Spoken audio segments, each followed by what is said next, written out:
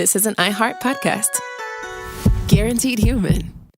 Well, the holidays have come and gone once again, but if you've forgotten to get that special someone in your life a gift, well, Mint Mobile is extending their holiday offer of half off unlimited wireless. So here's the idea. You get it now. You call it an early present for next year. What do you have to lose?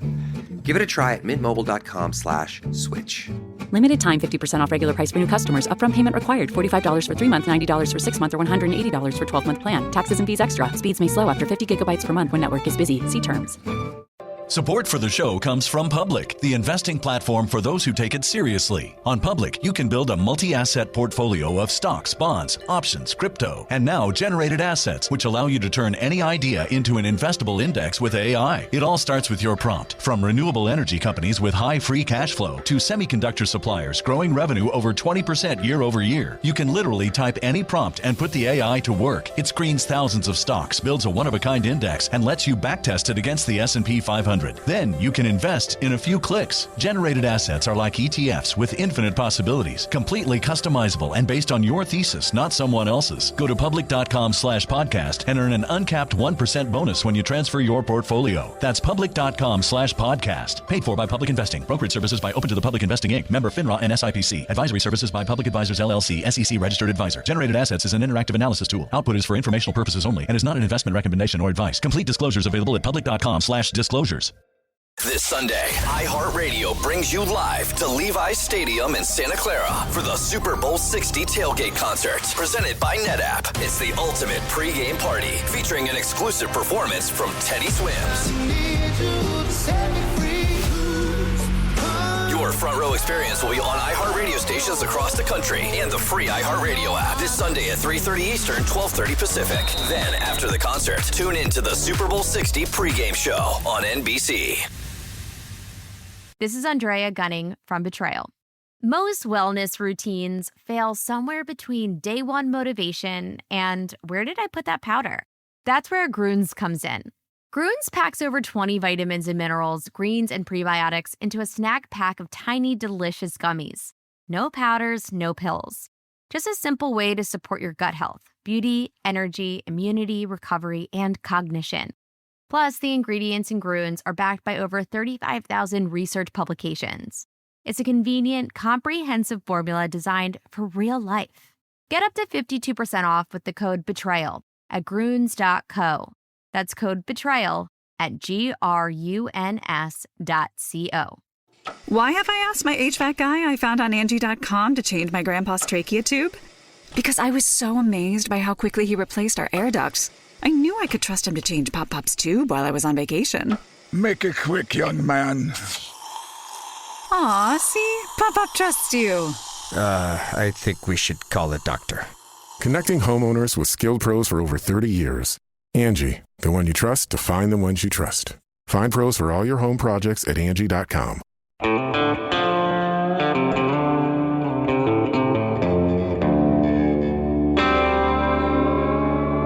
Body Bags with Joseph Scott Morgan.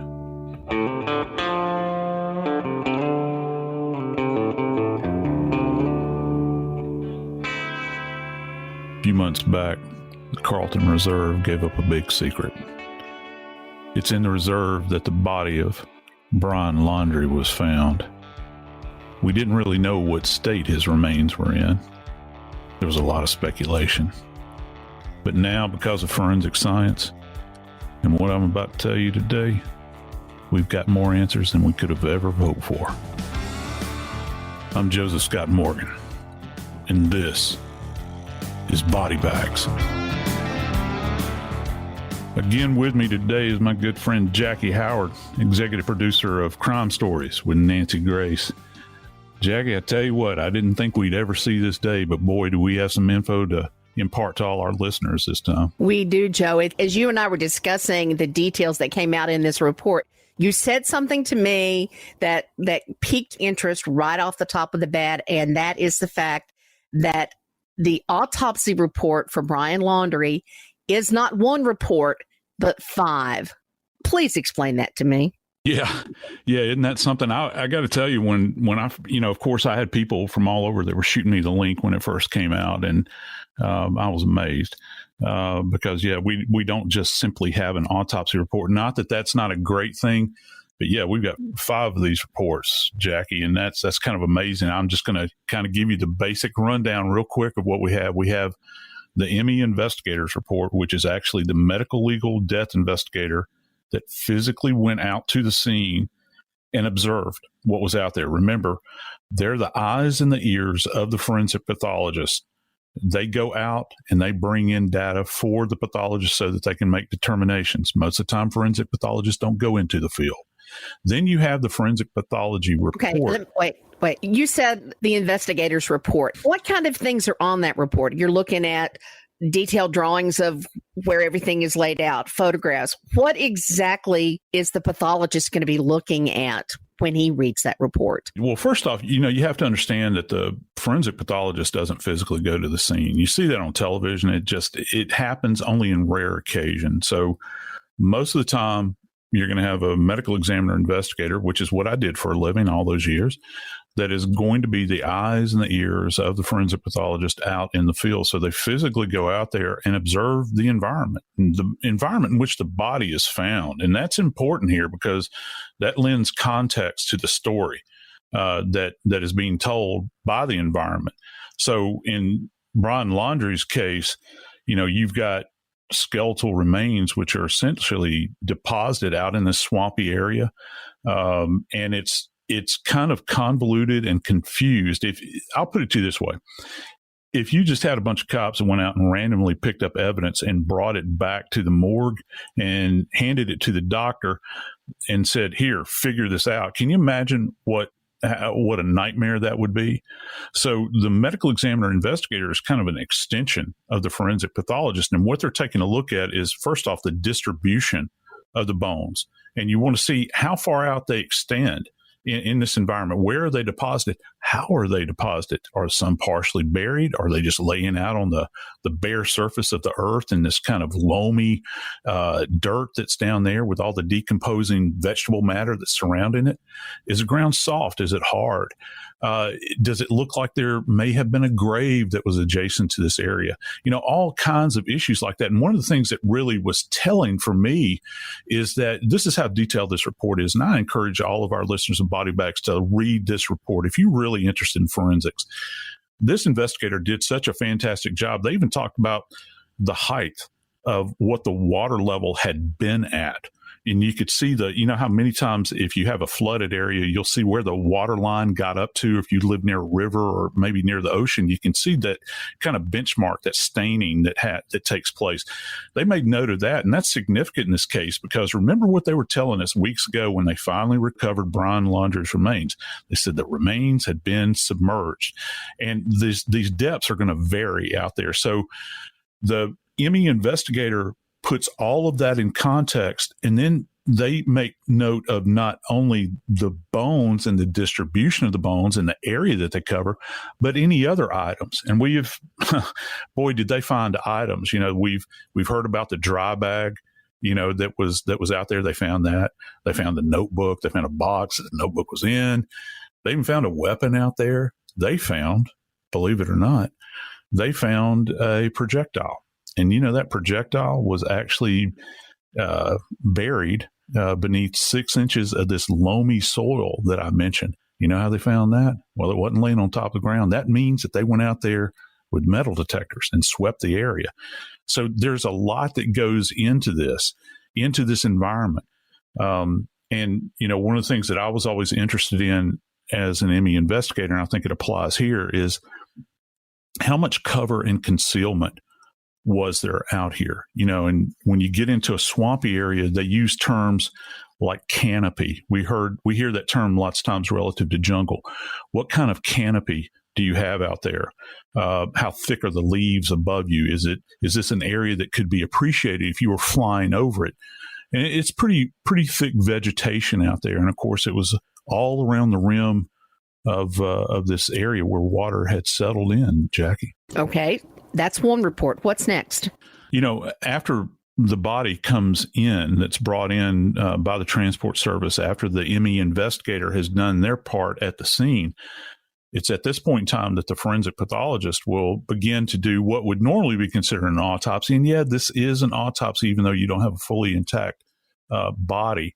But the pathologist actually goes in with all of these bones, and there were roughly, I think they recovered just under 100 bones, I think, and there's just over 200 bones in the human body. So you begin to talk about the smaller bones, that we have in our body. Some of those things you're just not going to recover, but they did find 100, and they were significant.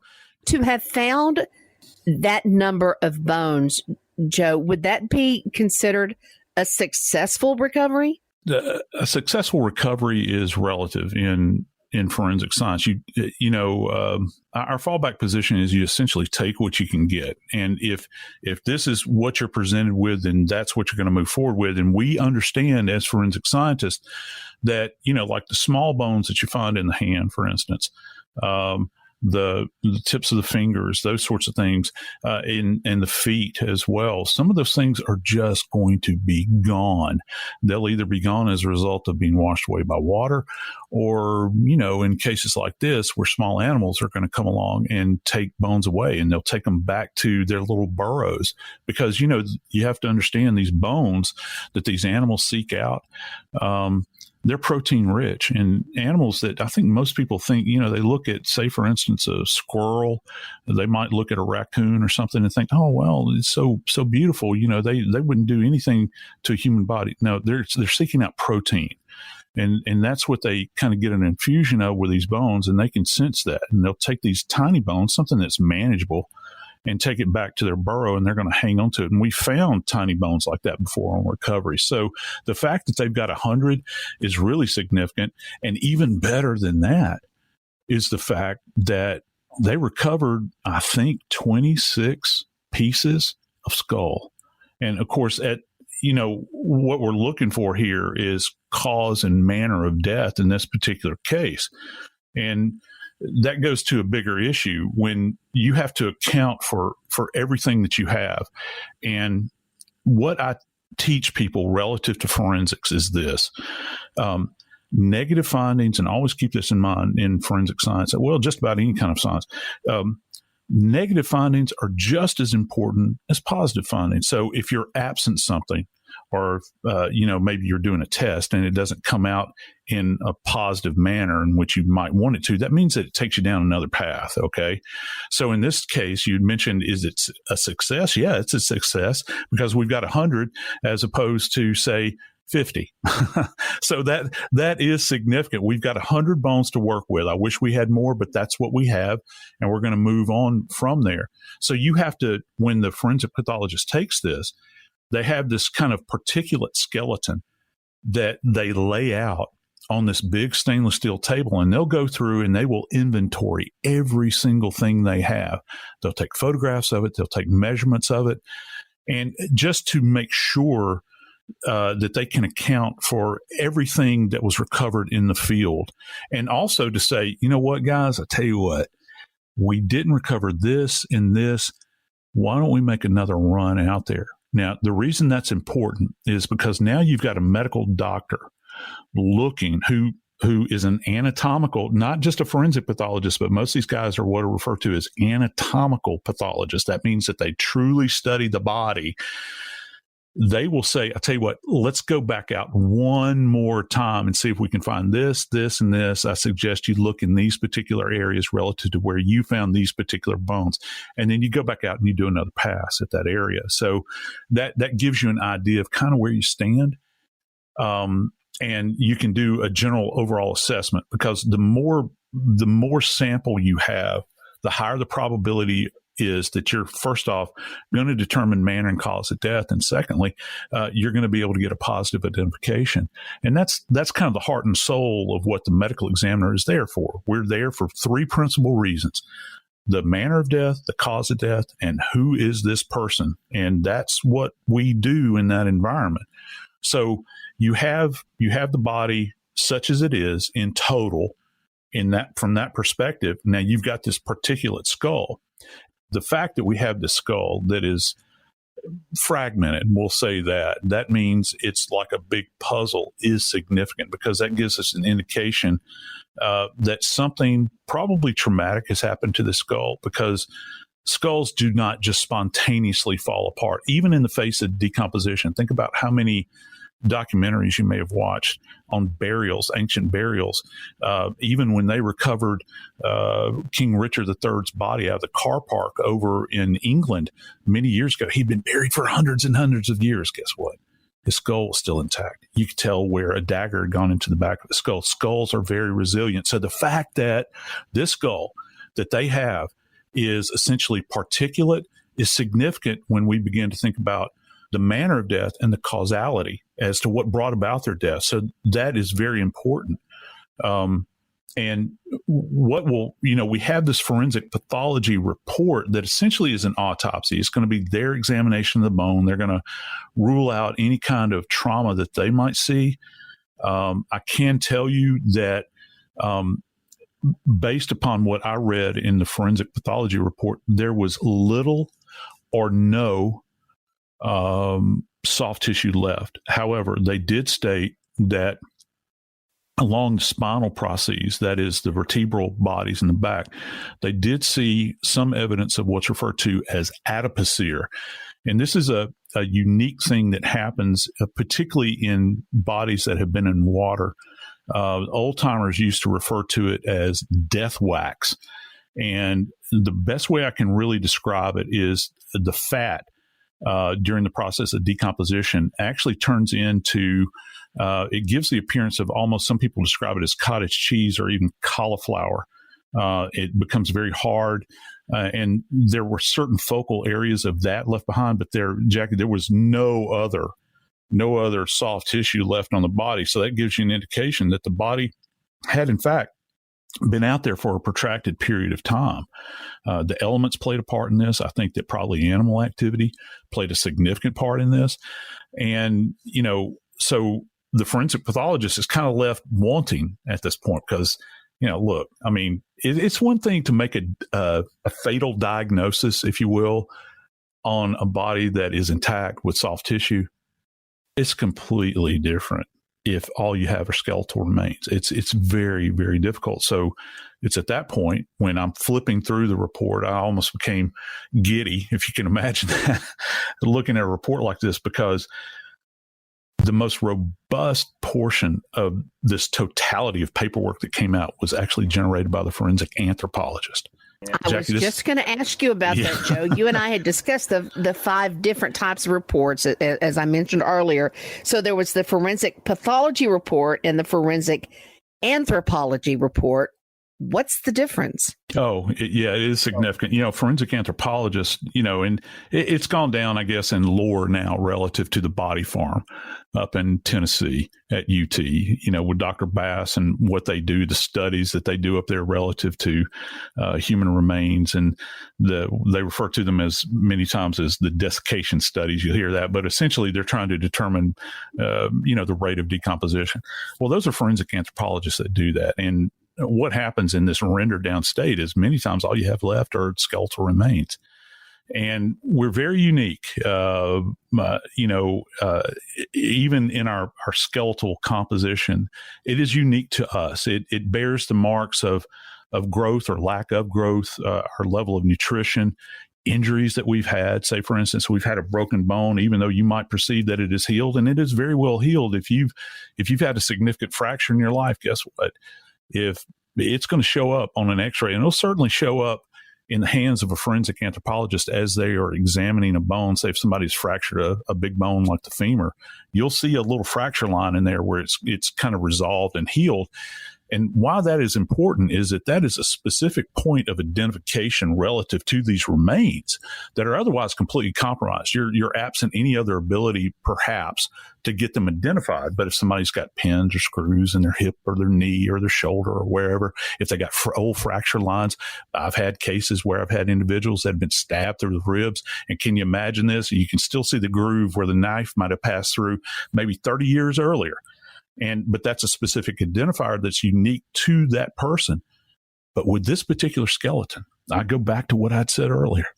We have got this fragmented skull, and who else is better than a forensic anthropologist to actually take the skull? And what was done is that they essentially reassembled this skull as best they could. And when that reassemblage had taken place, boy, was a lot revealed there, because essentially it verified what a lot of people had speculated about, I think. And it's one thing to speculate, but when you can get scientific confirmation, as in this particular case, when you got so many people that are wondering about it, so many people that are asking questions, this is big. It's one of the biggest things to kind of rise up out of all of this data, that has been recovered and examined. And so with the skull, when they finally got that particulate skull put back together, it was the biggest reveal of all, because it was at that point in time that the forensic anthropologist and the forensic pathologist came together, and their conclusion is that whoever the skull belonged to, it sustained a self-inflicted gunshot wound. So, Joe, the last two reports of our 5 are, by their titles, pretty self-explanatory.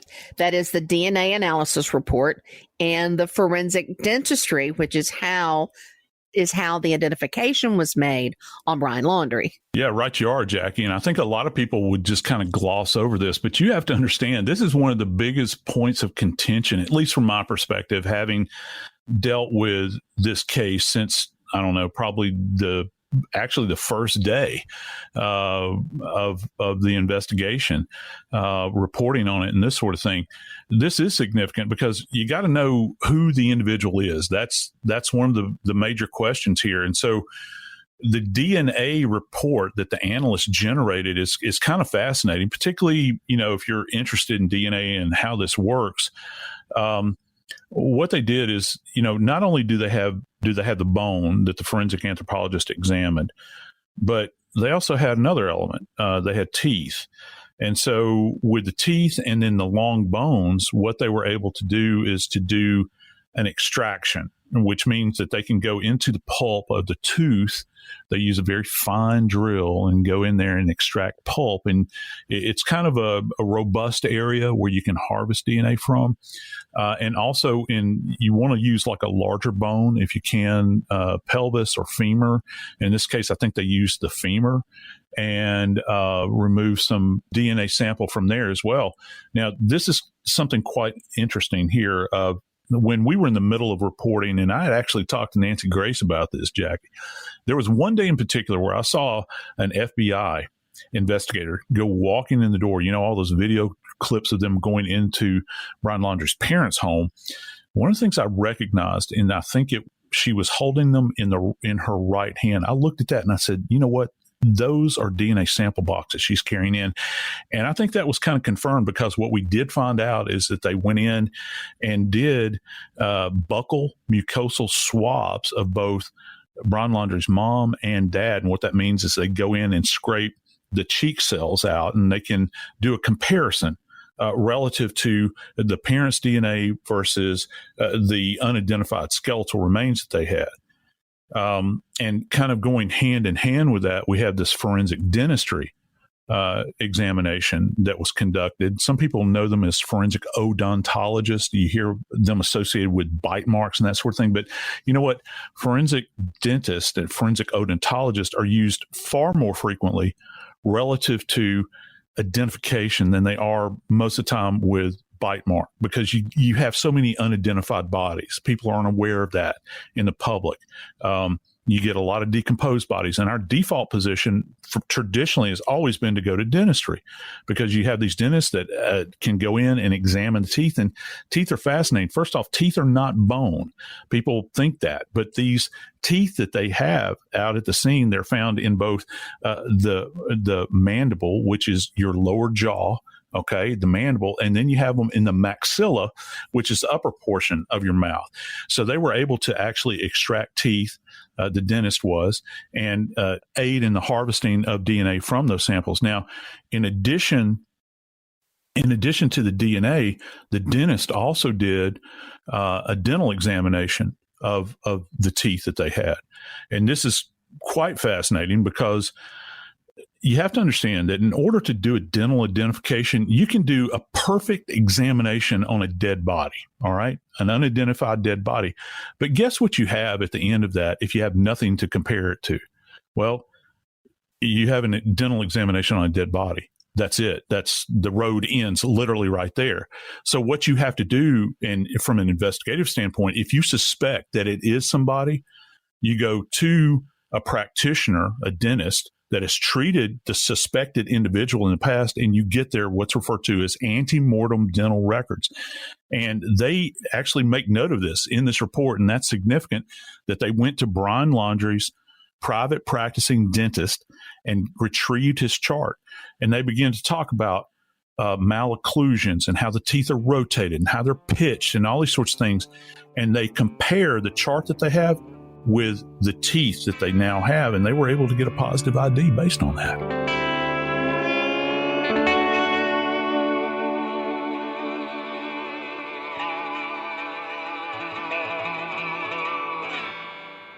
Support for the show comes from Public, the investing platform for those who take it seriously. On Public, you can build a multi-asset portfolio of stocks, bonds, options, crypto, and now generated assets, which allow you to turn any idea into an investable index with AI. It all starts with your prompt. From renewable energy companies with high free cash flow to semiconductor suppliers growing revenue over 20% year over year, you can literally type any prompt and put the AI to work. It screens thousands of stocks, builds a one-of-a-kind index, and lets you backtest it against the S&P 500. Then you can invest in a few clicks. Generated assets are like ETFs with infinite possibilities, completely customizable and based on your thesis, not someone else's. Go to public.com/podcast and earn an uncapped 1% bonus when you transfer your portfolio. That's public.com/podcast. Paid for by Public Investing. Brokerage services by Open to the Public Investing Inc. Member FINRA and SIPC. Advisory services by Public Advisors LLC, SEC registered advisor. Generated assets is an interactive analysis tool. Output is for informational purposes only and is not an investment recommendation or advice. Complete disclosures available at public.com/disclosures.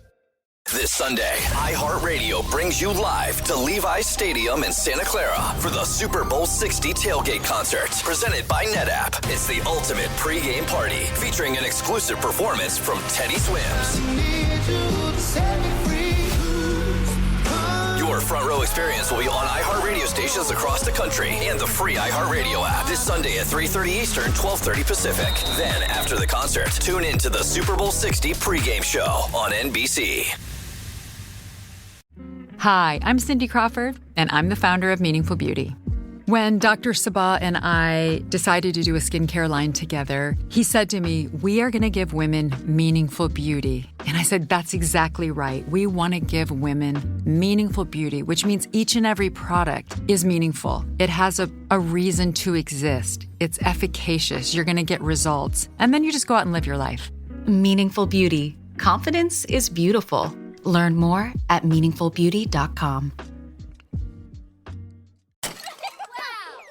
Why have we asked our contractor we found on Angie.com to be our kids' legal guardian?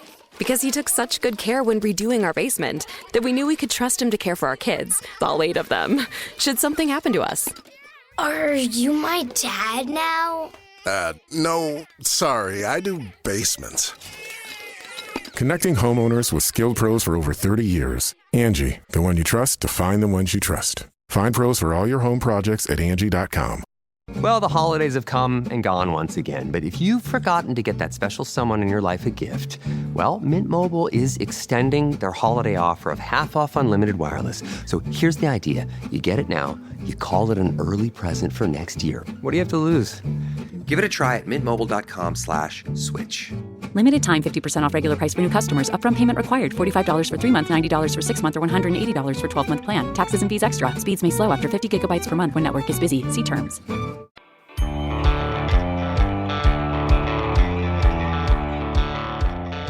I don't know of any case that we've covered in body bags thus far that has contained this much information. I was kind of blown away relative to the amount of data that we have to go over in this case. It is a lot, Joe, and every bit of it is fascinating. And I'm going to pinpoint one right now. You talked about the projectile that was discovered with the use of a metal detector. I was reading in the report that projectile was found about 50 to 60 feet south of the area where the skull fragments and the handgun were found. When it comes to an investigation like this that is so painstaking, you're talking about a lot of man hours in finding that fragment. Yeah, you are. And it all comes to it. Listen, when you go into a scene like this is not a scene that you just kind of willy nilly walk onto and say, okay, you go look over there, you go look over there, and I'll look over here. And, maybe we'll find something. That's not how it's done. This kind of scene like this, your efforts are won or lost based on the preparation that goes into prior to even beginning to enter into a scene like this. Now, let me paint the picture, because this is a hostile environment.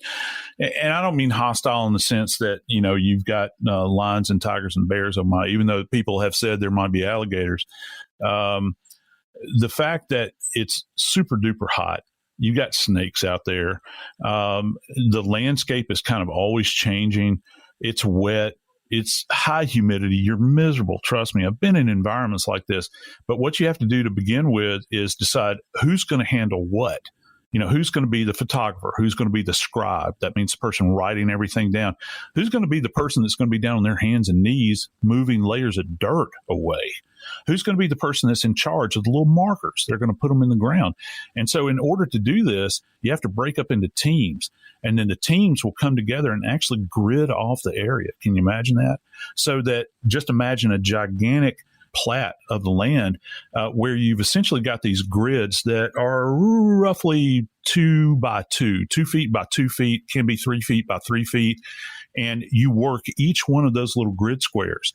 And most of the time, in the past, I've seen people use string to string these things off, and they're very, very uniformed, and you only work one little section at a time, and it is painstaking, but you don't want to miss anything. And if you focus, it's like anything else in life. If you look at something big, okay, and you say, oh my God, I've got to do all this work, it's overwhelming. If you look at that one little section, it's easy to kind of handle. It's like the old adage, how do you eat an elephant? Well, you eat it one bite at a time. And trust me, this is the biggest elephant of all. When you have got human remains that are scattered from here to kingdom come, laying all out there in this muddy environment, and you're miserable. So you have to be very, very ordered. And the fact that they found this spent round so far away from where the rest of the deposition of everything was is kind of significant. I think it goes to the professionalism regarding the investigators, how thorough they were, because this is something you could easily pass right over. I suspect that you had several people that were out there with metal detectors, essentially very carefully and methodically, maybe working essentially in shoulder to shoulder, to put it in a certain way, and kind of sweeping back and forth, gently kind of moving forward. And whenever you get a hit, you take a little flag out and you mark it. And then you keep on going. And everywhere you get a little hit, you mark it. And then you go back and you carefully uncover that area. In this particular case, they were able to find this projectile buried, from what I understand from the report, almost 6 inches beneath the top layer of soil.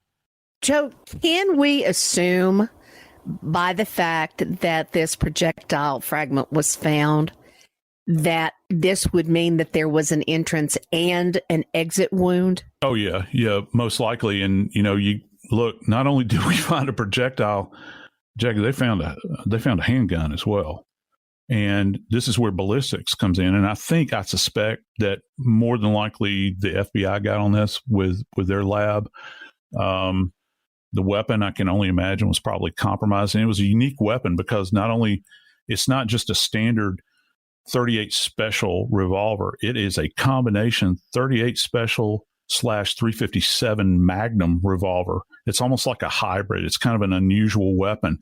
And that makes it unique. It makes it unique to Brian Laundrie, maybe his family. I don't know who actually owned this weapon, but it was found there. And then more significantly is that round that I mentioned that was, roughly 6 inches below that top layer of dirt, ballistically, it matched up to this weapon. That means that we've got a significant tie back to this weapon. It puts that round coming out of that particular handgun because, as we've talked about many, many times on our show and as well as with Nancy, there is a specific ballistic fingerprint that is left behind on the outer portion of those soft lead projectiles and also on the outside of a jacket that marries up to the lands and grooves inside of that barrel.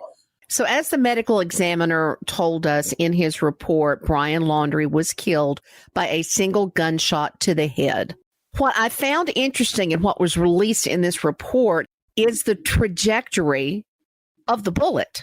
Yeah, isn't that kind of interesting? And, just to kind of give you an idea, one of the things that we look for in any kind of gunfire related death is to try to determine, obviously, range of fire. That's something that you hear about on a regular basis. And we also try to determine the trajectory of the round. That means the path that it travels on. And sometimes we can estimate things like whether the round is traveling from above to below or from below to above. We take a look if it's going from front to back, those sorts of things. So it is significant that we, in fact, have this. But just so our listeners understand, the entrance wound that they were able to determine that it's entrance. And let me tell you how we do this, because people say, well, how do you know that this is an entrance wound when all you have is a skull? Well, that's a great question. I'm glad you asked. When we have a skull, for instance, we're going to look for what's referred to, and remember these words, it's called internal beveling. And if you've ever seen a beveled piece of wood that's got kind of a rounded edge to it, the beveling will always be on the interior of the skull adjacent to the entrance wound. So when you open the skull up, you look at it, and if the inner wall of the skull is beveled or kind of curved, that's an indication that the round actually entered at that point. Now, as far as the exit goes, this entrance, let me back up. The entrance is actually in the left temporal area. Left temporal. So if you'll go to your left ear, and simply move your finger forward of your left ear, okay, that's your temporal bone right there. Now, what this round does is that it travels from that entrance. It travels essentially from left to right. So we're entering the left temporal bone, and we're exiting out the right parietal bone. Some people will say parietal, and the parietal bone is found to the rear and above your right ear. You have one on each side, but in this case, it's going to be the right parietal bone. And it's, they're matching this thing up so that it is slightly above the right ear. And it gives you kind of this odd trajectory. So if you'll just imagine a rod running from forward of your left ear and coming out behind your right ear, that'll give you an idea as how this round actually traveled through the skull.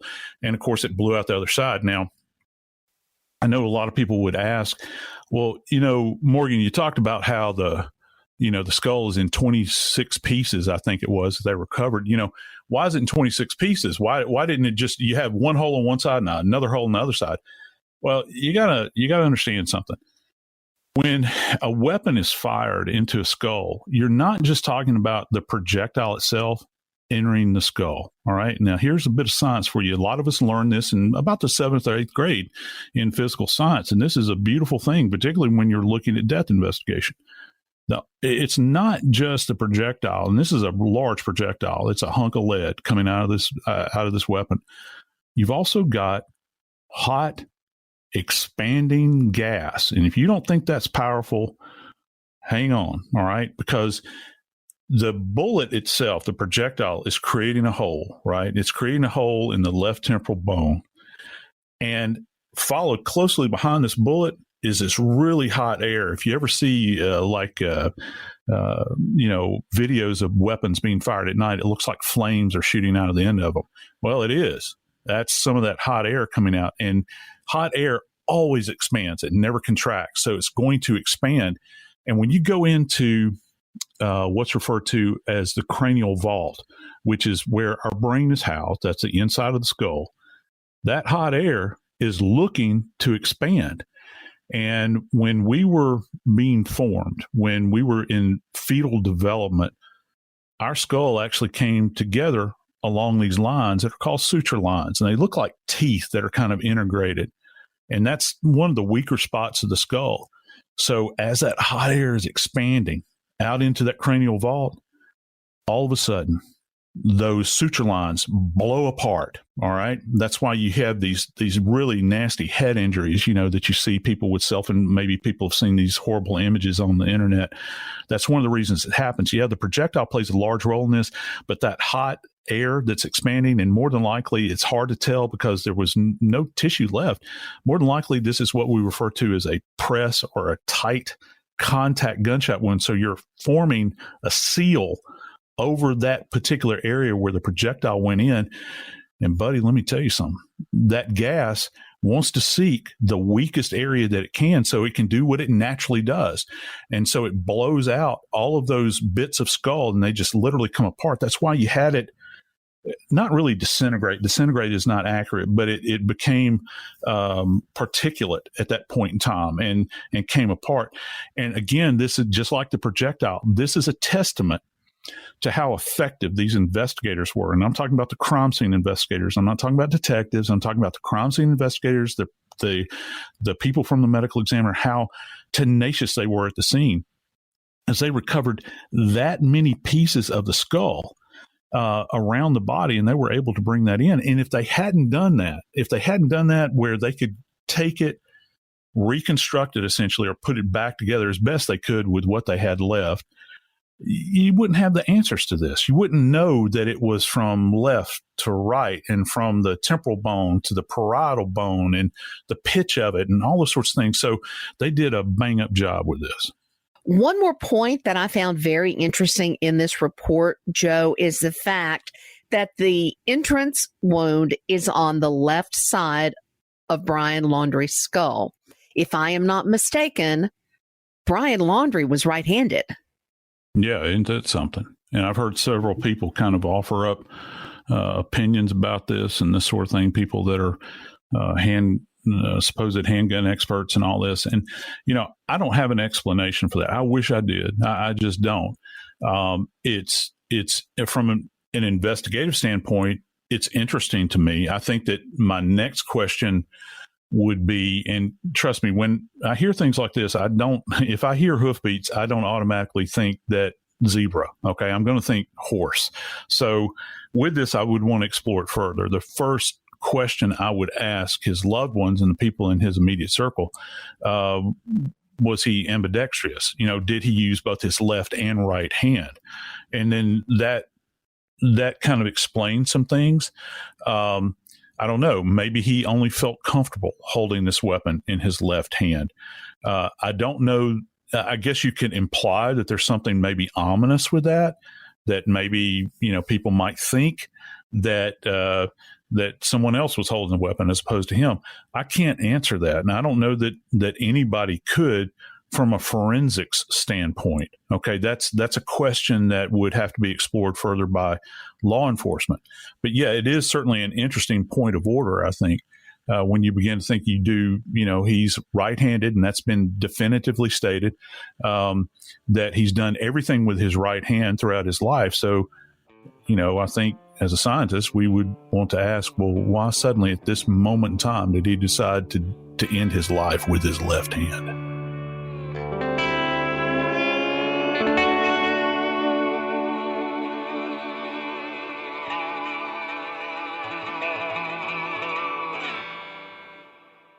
Support for the show comes from Public, the investing platform for those who take it seriously. On Public, you can build a multi-asset portfolio of stocks, bonds, options, crypto, and now generated assets, which allow you to turn any idea into an investable index with AI. It all starts with your prompt. From renewable energy companies with high free cash flow to semiconductor suppliers growing revenue over 20% year over year, you can literally type any prompt and put the AI to work. It screens thousands of stocks, builds a one-of-a-kind index, and lets you backtest it against the S&P 500. 100. Then you can invest in a few clicks. Generated assets are like ETFs with infinite possibilities, completely customizable and based on your thesis, not someone else's. Go to public.com/podcast and earn an uncapped 1% bonus when you transfer your portfolio. That's public.com/podcast. Paid for by Public Investing. Brokerage services by Open to the Public Investing Inc. Member FINRA and SIPC. Advisory services by Public Advisors LLC, SEC registered advisor. Generated assets is an interactive analysis tool. Output is for informational purposes only and is not an investment recommendation or advice. Complete disclosures available at public.com/disclosures.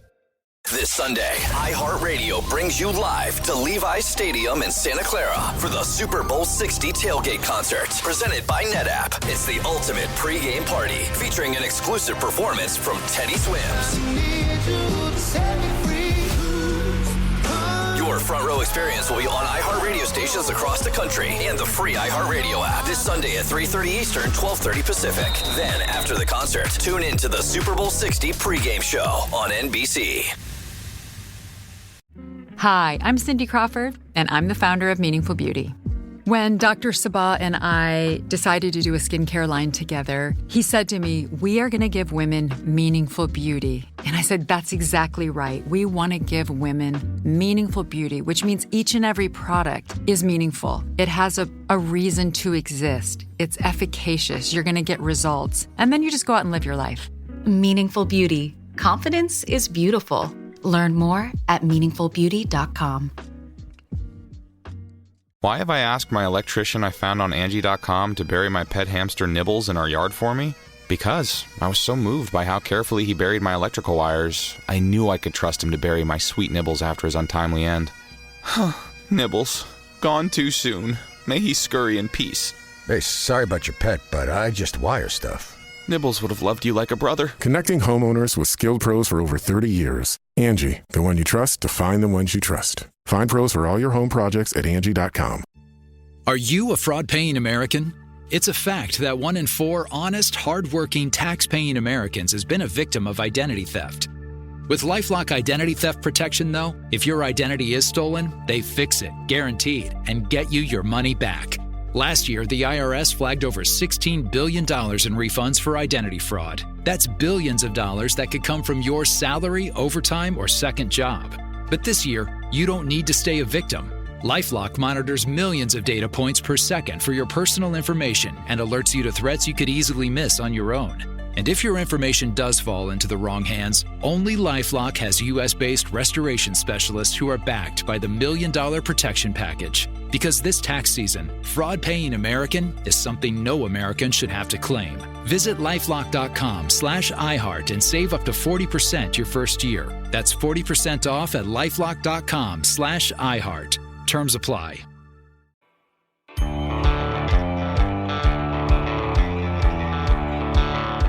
It's very important that, that these remains have been recovered and that we can learn so much, I think, probably from the physical presentation of Brian Laundrie's remains. But, I think a lasting question that will, I don't know, ever be sufficiently answered.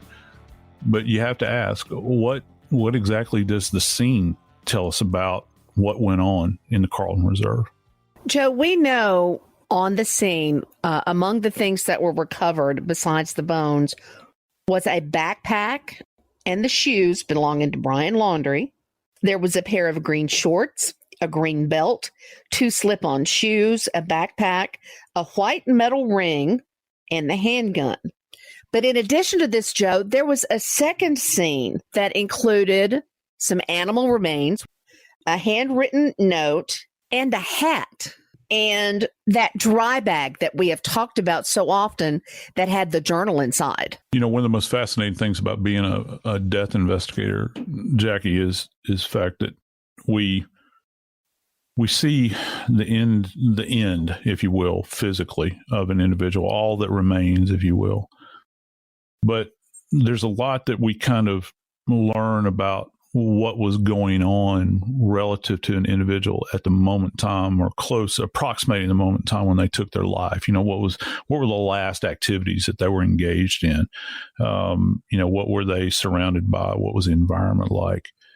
And I have no doubt that out there in the Carlton Reserve, out there in that thick brush, in that wet environment, that they recovered quite a bit. I think that obviously many people are very interested in this note. And, one of the things that kind of came out in these reports was that it was a partial note. And I don't know really how to define that. I'm hoping that the authorities will add some clarity to that, because I don't know. I don't know if it means that the note was partially written and then he just kind of trailed off and didn't finish a sentence. I don't know what that means, but they have established that the notebook was there.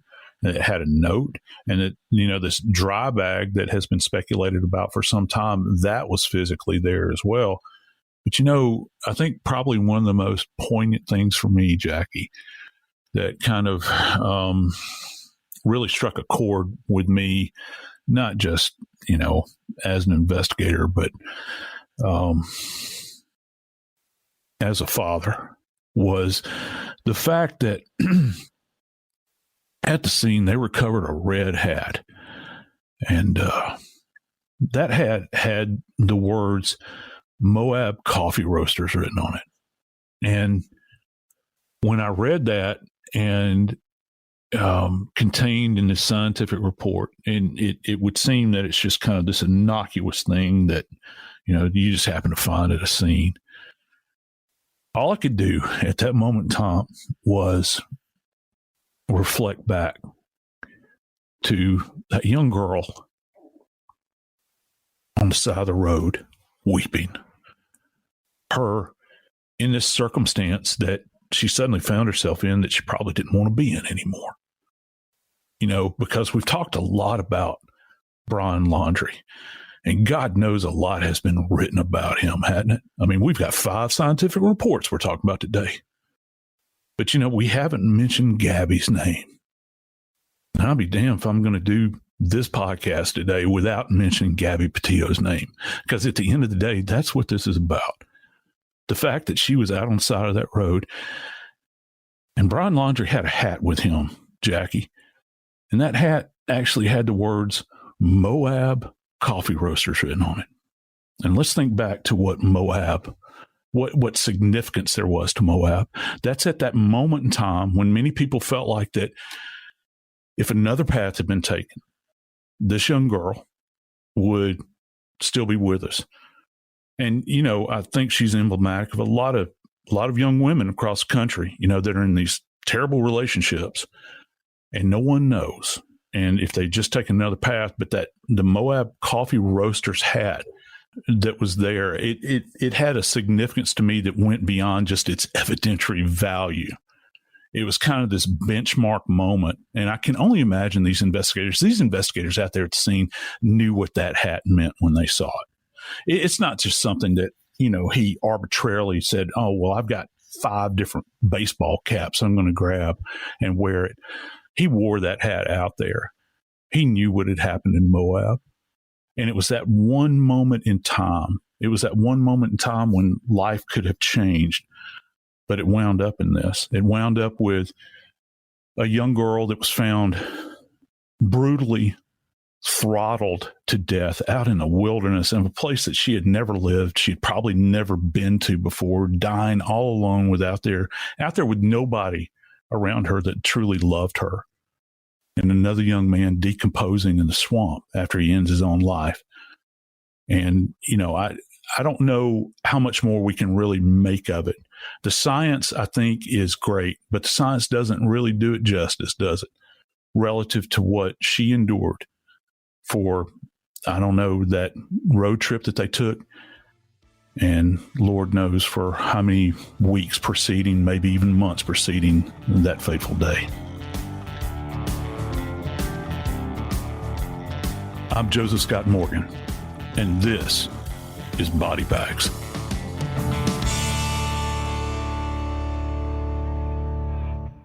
This Sunday, iHeartRadio brings you live to Levi's Stadium in Santa Clara for the Super Bowl 60 tailgate concert, presented by NetApp. It's the ultimate pregame party, featuring an exclusive performance from Teddy Swims. Your Your front row experience will be on iHeart radio stations across the country and the free iHeartRadio app this Sunday at 3:30 Eastern, 12:30 Pacific. Then, after the concert, tune in to the Super Bowl 60 pregame show on NBC.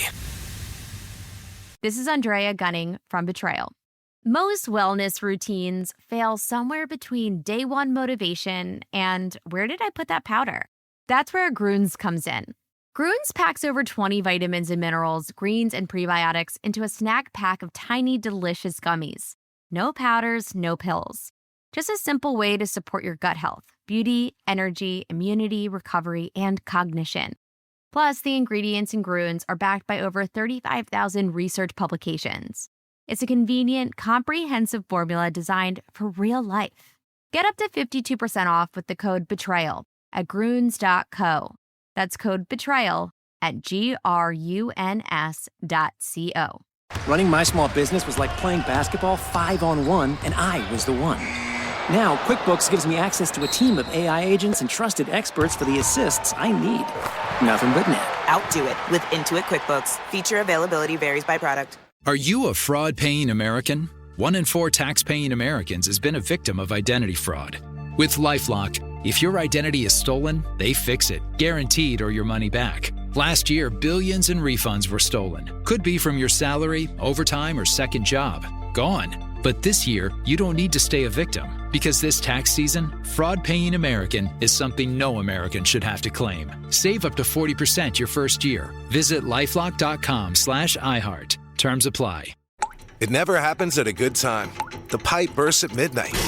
The heater quits on the coldest night. Suddenly, you're overwhelmed. That's when HomeServe is here. For $4.99 a month, you're never alone. Just call their 24/7 hotline and a local pro is on the way. Trusted by millions, HomeServe delivers peace of mind when you need it most. For plans starting at just $4.99 a month, go to HomeServe.com. That's HomeServe.com. Not available everywhere. Most plans range between $4.99 to $11.99 a month your first year. Terms apply on covered repairs. This is an iHeart podcast. Guaranteed human.